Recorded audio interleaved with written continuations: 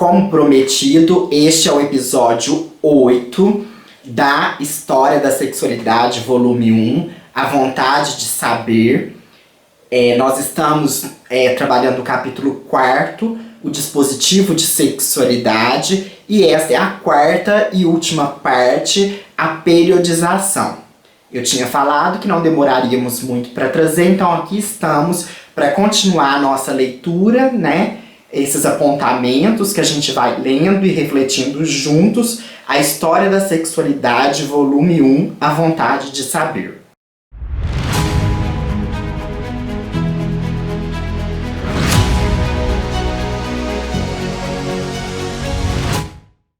Nos episódios anteriores, que tratamos a respeito do capítulo 4º, o dispositivo de sexualidade, nós falamos na primeira parte sobre o que está em jogo. Na segunda, o método. Na terceira, que foi o vídeo anterior a este, sobre o domínio. E agora, nesta quarta e última parte, nós vamos falar sobre a periodização.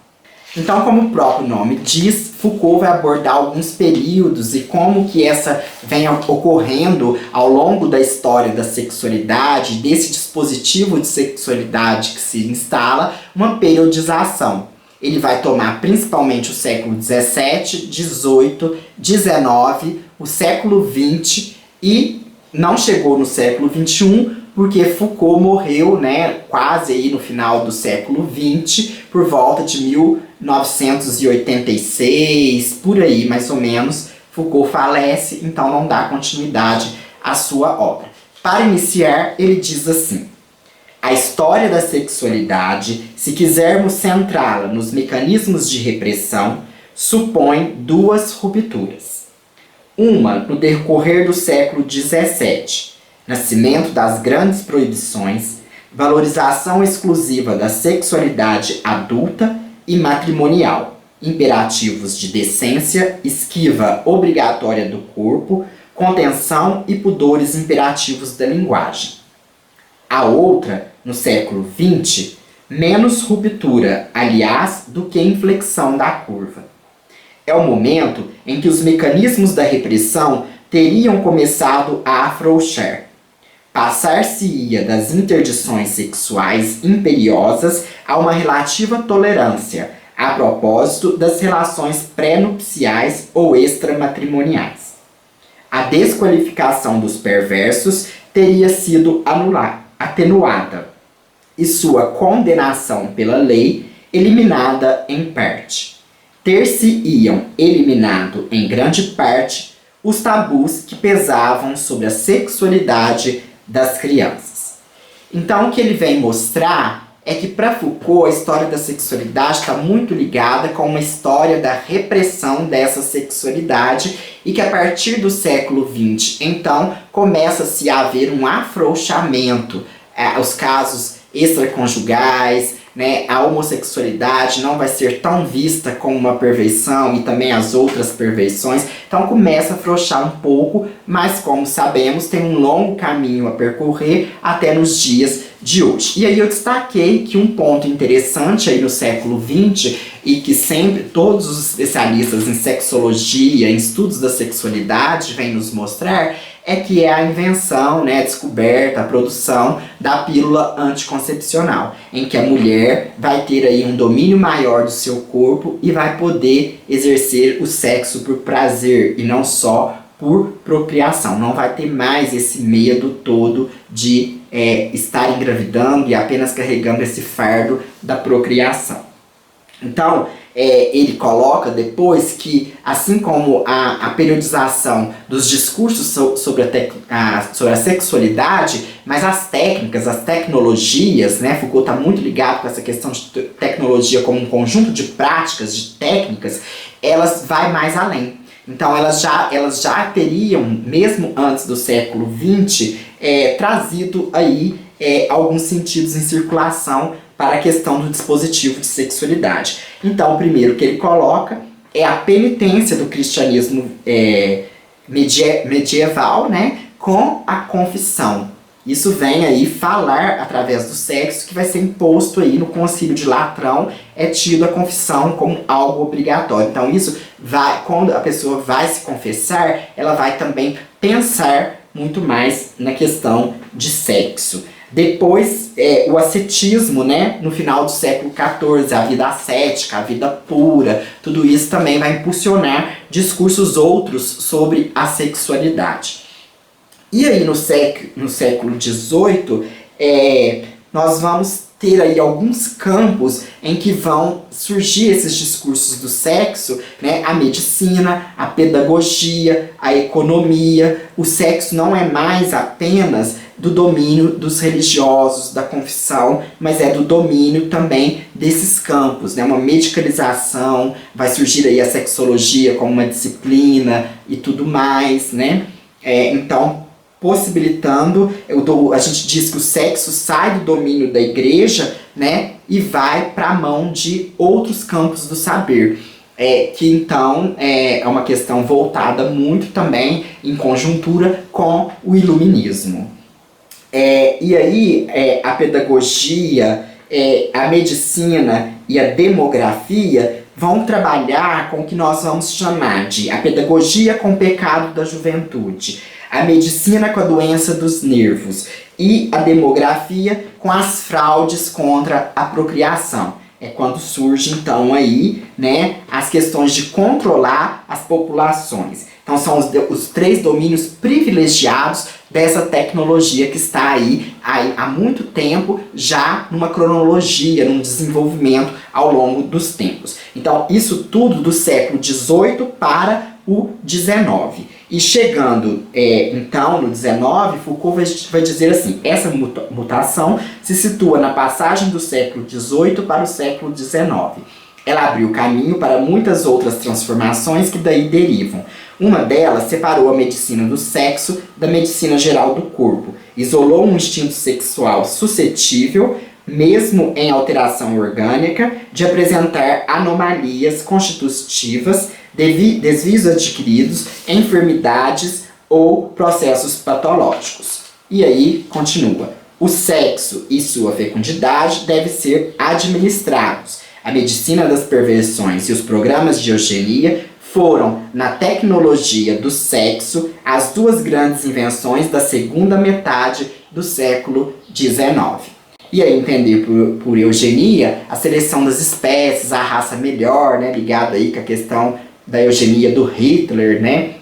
Então isso, que ele está dizendo é que isso vai interferir também no controle da sexualidade. A eugenia e também a questão da medicina das perversões. Tratar as perversões vai possibilitar discursos outros sobre o sexo e com isso desenvolvendo esse dispositivo de sexualidade ficando mais em evidência.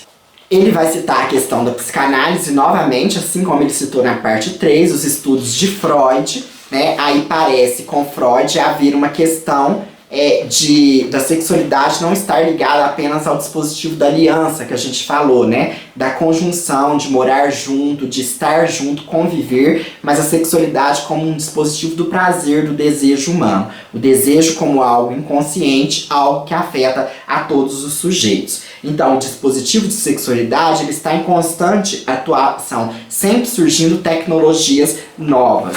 E por volta da metade do século XVI, o desenvolvimento dos processos de direção e de exame de consciência, impetrados aí pela Igreja Católica, no início do século XIX, o aparecimento das tecnologias médicas do sexo. São alguns exemplos de tecnologias que ele dá. Mas trata-se ainda, talvez, de uma datação somente das técnicas. Outra foi a história de sua difusão e do seu ponto de aplicação. Se escrevêssemos a história da sexualidade em termos de repressão e referíssemos essa repressão à utilização da força de trabalho, seria necessário supor que os controles sexuais tivessem sido tanto mais intensos e cuidadosos, quanto mais dirigidos às classes mais pobres. E aí a gente pergunta, como teria sido Foucault no século XXI? Como que ele desenvolveria essa história da sexualidade? Quanto campo ele teria para pesquisar, porque no século XXI esse auge, né, essa ruptura, ela é ainda maior. O sexo está aí a todo tempo problematizado, conscientizado, refletido, mas ao mesmo tempo sofrendo grande preconceito. Nós tivemos aí uma interação nos debates, falando a respeito das piadas. Por que as piadas são sempre voltadas para a questão sexual? Porque ainda é um tabu, ainda é um assunto proibido, cerceado, reprimido, como Foucault está nos apresentando, faz parte desse dispositivo de sexualidade que controla o que pode e deve ser dito a respeito de sexo. Então a gente vê aqui também uma questão econômica, uma questão de luta de classes, né, que ele vai colocar nesse pedaço aqui, que se as técnicas elas seguem uma cronologia, os discursos do sexo nem sempre eles vão seguir essa cronologia. Foucault está fazendo uma história descontínua. E aí, depois nesse trecho, ele vai colocar também que essas técnicas de direção espiritual, de confissão, que vão ter ligação com a sexualidade, elas não chegavam a todos. Elas chegavam apenas à alta burguesia, a aristocracia, e com isso há uma divisão dos corpos que são sexualizados e dos corpos não sexualizados, que são ditos como pecaminosos, sempre pecaminosos, porque o da alta classe vai lá, confessa, está livre desta culpa, e o outro não. A luta de classe separa a sociedade, e no sexo também há essa separação. Pode-se dizer, então, que o dispositivo de sexualidade, elaborado de acordo com suas formas mais complexas e intensas para e pelas classes privilegiadas, difundiu-se no corpo social como um todo, mas não recebeu em todo lugar as mesmas formas, nem utilizou em toda parte os mesmos instrumentos. Os papéis respectivos da instância médica e da instância judiciária não foram iguais lá e aqui, nem a maneira como funcionou a medicina da sexualidade. E aí, a atenção que eu faço, né, chamando a questão aí para a questão judiciária, a questão que quando se tem um caso de violência sexual, quando se é famoso, quando a pessoa tem poder, quando a pessoa tem dinheiro, divulga, vem à tona, mas depois cai no esquecimento, sempre culpabilizando a vítima. Nós vimos isso no caso do Neymar, e que já se apagou, não se fala mais, mesmo que tivesse sido comprovado uma inocência e tudo mais, a menina, né, a moça foi tomada como vítima, como culpada. Isso é uma grande coisa da sociedade patriarcal, da sociedade machista, e que não vai ter uma mesma resolução no judiciário como se fosse para uma pessoa pobre. Então divide também nessas questões. E a medicina, né, nós vamos ver aí que também nós vamos ter aí a cura gay, né, o tabu do homossexual. Ao mesmo tempo que nas classes menos privilegiadas há uma abertura maior para se aceitar a homossexualidade, ela é mais preconceituosa, ela sofre mais o preconceito, a interdição, ela é mais exposta do que se fosse um caso rico, né, de uma pessoa mais rica, mais abastada, que sempre tenta se esconder. Nós vemos aí a questão do Gugu, né, tentou se esconder, não mostrar, porque uma pessoa de uma classe mais abastada não é homossexual, né, como se dividisse também economicamente dessa forma. Ao invés de uma repressão dos sexos das classes a serem exploradas, tratou-se primeiro do corpo, do vigor, da longevidade, da progenitura e da descendência das classes que dominavam. Foi nelas que se estabeleceu em primeira instância o dispositivo de sexualidade com nova distribuição dos prazeres, dos discursos, das verdades e dos poderes. E até hoje nós vemos que é assim. A gente vê que no século XVIII essa tentativa de cercear o sexo, na verdade, deu lugar a um corpo que é cuidado, um corpo que é sexualizado. Foucault vai estar fazendo essas associações com essas periodizações, mostrando que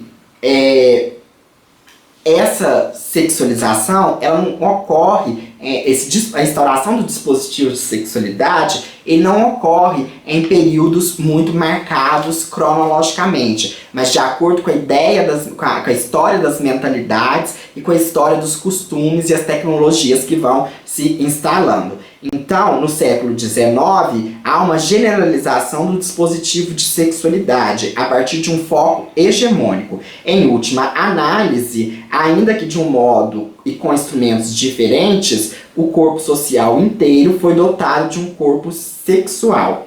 Universalidade da sexualidade é aqui que vemos introduzir um novo elemento diferenciador. No fim do século XIX, a burguesia, vai procurar redefinir a especificidade da sua sexualidade em face da dos outros, retomá-la diferencialmente.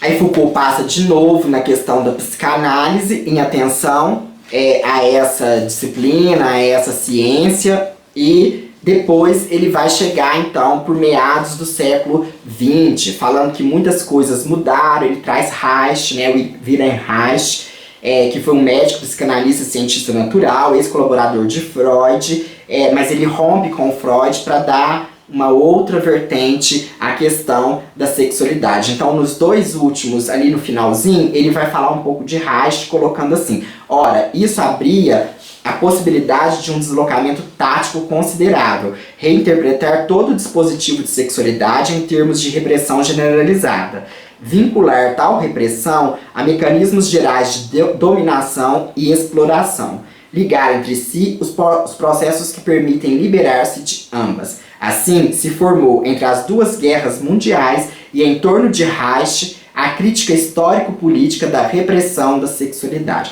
Então ele vai falar que mesmo nessa periodização que parece haver, que quer cronologizar, mas que não há como fazer isso, a história da sexualidade, do dispositivo de sexualidade é também descontínua, vai haver ali nas guerras e no pós-guerra, nos dois pós-guerras, vai haver uma questão de você fazer uma análise histórico-comparatista, comparar essa história, uma história política também, não só comparando, para que a sexualidade então tenha uma outra visão aí do século XX para diante.